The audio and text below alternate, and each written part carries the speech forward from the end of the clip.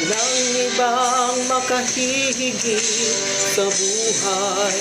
Sa piling mo, sapat na ang tinig mo na marinig. Hanggang sa dulo ng aking hininga, sapagkat walang buhay ako inaasahan, kundi ang purihin ka buong buhay ko.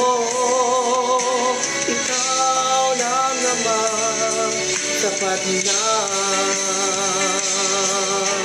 Ikaw ay pupurihin buong buhay ko.